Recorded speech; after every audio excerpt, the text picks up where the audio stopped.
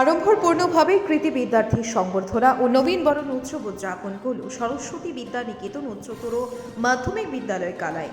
দুটি সত্রের মাধ্যমে অনুষ্ঠিত হওয়া অনুষ্ঠানের শুরুতে প্রদীপ প্রজ্বলনের মাধ্যমে এর শুভারম্ভ করেন রাষ্ট্রীয় স্বয়ংসেবক সংঘের বিভাগ বৌদ্ধিক প্রমুখ সুকান্ত ভট্টাচার্য, বিদ্যালয় পরিচালন সমিতির সভাপতি বিনোদ বিহারী রায়, সম্পাদক প্রতাপ চন্দ্র বিশ্বাস এবং প্রধান আচার্য দেবাশিস পাল। বিদ্যাভারতীর চিরাচরিত বন্ধনার পর উদ্বোধনী সঙ্গীতের মাধ্যমে অনুষ্ঠানের সূচনা হয়। অনুষ্ঠানের স্বাগত ভাষণে বিদ্যালয় পরিচালনা সমিতির সম্পাদক অনুষ্ঠানের উদ্দেশ্য ব্যাখ্যা করেন। অনুষ্ঠানে প্রথম সত্রী নবীন বরণ কার্যক্রম অনুষ্ঠিত হয়। বিদ্যালয়ে চলিত শিক্ষাবর্ষে ভর্তি হওয়া ৬৮ জন বিদ্যার্থীদের বরণ করে বিদ্যালয়ে স্বাগত জানানো হয়। বিশিষ্ট অতিথি সুকান্ত ভট্টাচার্য নবীনদের বিদ্যালয়ের নিয়ম নীতি তথা বিদ্যাভারতীর লক্ষ্য এবং আদর্শের প্রতি আকৃষ্ট হয়ে বিদ্যালয় থেকে প্রথাগত শিক্ষার সঙ্গে সঙ্গে ও নৈতিক ও আধ্যাত্মিক শিক্ষায় শিক্ষিত হয়ে প্রকৃত মানুষ হওয়ার কথা বলে বিদ্যালয়ের প্রধানাচার্য দেবাশিস পাল তার বক্তব্যে বিদ্যালয়ের নবীন বিদ্যার্থীদের স্বাগত জানান এবং আগামীতে ভালো করে পড়াশোনা করে নিজেদের সঙ্গে সঙ্গে বিদ্যালয়ের নামটি উজ্জ্বল করার জন্য আহ্বান জানান। অনুষ্ঠানের দ্বিতীয় সূত্রে কৃতি বিদ্যার্থীর সংবর্ধনা কার্যক্রম অনুষ্ঠিত হয়। এতে মুখ্য অতিথি হিসেবে উপস্থিত ছিলেন আসাম বিদ্যালয়ের ছাত্র সংসদের সভাপতি শুভম রায় ও বিদ্যালয় পরিচালন সমিতির সদস্য তথা রাষ্ট্রীয় স্বয়ংসেবক সংঘ পশ্চিম কাছাড়জেলা প্রচার প্রমুখ সুমন দাস।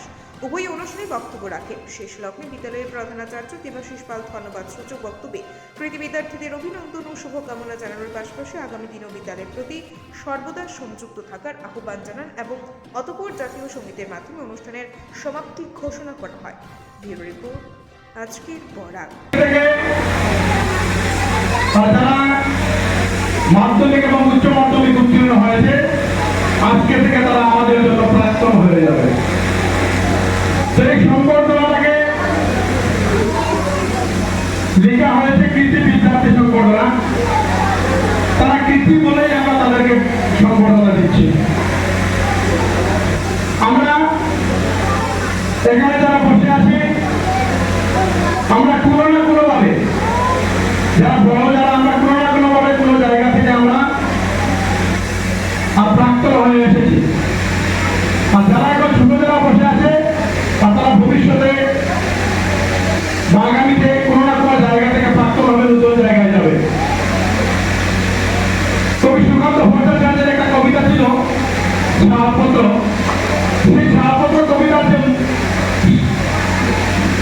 মূল বক্তব্য ছিল, সেই মূল বক্তব্যটা ছিল যে নতুনদের জন্য জায়গা ছেড়ে দিতে হবে। টিচারের মুখের মধ্যে তুমি হাসি ছাড়া দেখবে না, একদম একটা মলিন কৃষ্ণের মতো হাসি। প্রোগ্রামে এত গরম লাগছে, তারা দিকে ফ্যান আছে না নাই, কাজ করতে হচ্ছে না নাই, কে কোন পোস্টে আছে না নাই, সবার মুখে তুমি একটা কালো করে হাসি দেখতে পাবে। সকল টিচারের মধ্যে হাসা চলার মধ্যে মুখের মধ্যে একটা কালো করে হাসি আছে। সেই জিনিসগুলো আমরা কোথাও দেখতে পারবো না। ওদের জন্য জীবনে হাসপাতালে যাওয়া উচিত।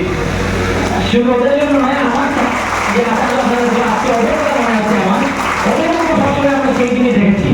সেই যে পজিটিভ নেচার, সেটা তুমি বিদ্যাপতি স্কুল যারা কোথাও দেখতে পাবে না।